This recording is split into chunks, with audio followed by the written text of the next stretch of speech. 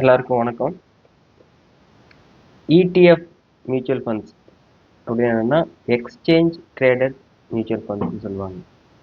அதாவது இப்போ நம்ம நார்மலாக இன்வெஸ்ட் பண்ணுற மியூச்சுவல் ஃபண்ட்ஸ் எல்லாம் இருக்கு இல்லைங்களா, அதெல்லாம் வந்து பார்த்தீங்கன்னா எக்ஸ்சேஞ்சில் ட்ரேட் ஆகாது. பட் இந்த இடிஎஃப் அப்படிங்கிற ஃபண்ட்ஸ் எல்லாம் பார்த்தீங்கன்னா எக்ஸ்சேஞ்சில் ட்ரேட் ஆகும். இந்த மாதிரியான நம்ம இண்டெக்ஸ் ஃபண்டு பார்த்துருக்கோம் இல்லைங்களா, சேம் லைக் இண்டெக்ஸ் ஃபண்டே தான். ஆனால் இண்டெக்ஸ் ஃபண்டு வந்து நம்ம எக்ஸ்சேஞ்ச் எதுலேயும் ட்ரேட் ஆகாது. ஸோ இந்த ஃபண்ட்ஸ் பார்த்தீங்கன்னா எக்ஸ்சேஞ்சில் ட்ரேட் ஆகும்.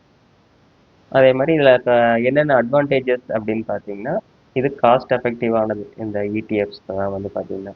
ஏன்னா இதில் வந்து எதுவும் ஃபண்ட் செலக்ட் பண்ணணுங்கிற அவசியமே இல்லை. ஸ்டாக்கு எந்த குறிப்பிட்ட ஸ்டாக்கு செலக்ட் பண்ணணும் அப்படிங்கிற எந்த ஒரு இதுவும் கிடையாது.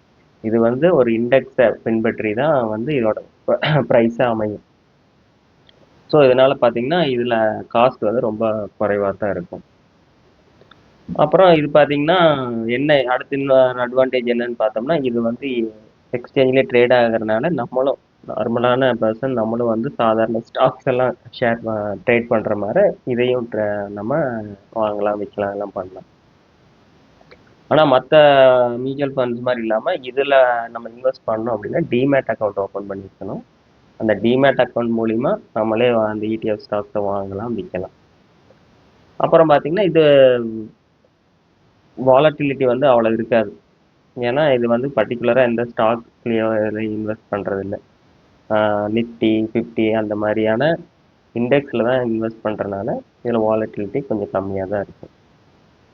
அதே மாதிரி ரிட்டர்ன்ஸும் பார்த்தீங்கன்னா அந்த இண்டெக்ஸ் எவ்வளோ ரிட்டர்ன்ஸ் கொடுக்குதோ அந்த ரிட்டர்ன்ஸ் தான் நமக்கு கிடைக்கும். ஸோ இது வந்து பார்த்தீங்கன்னா same as index fund and traded in exchanges அப்படின்னு நம்ம எடுத்துக்கலாம். தேங்க்யூ.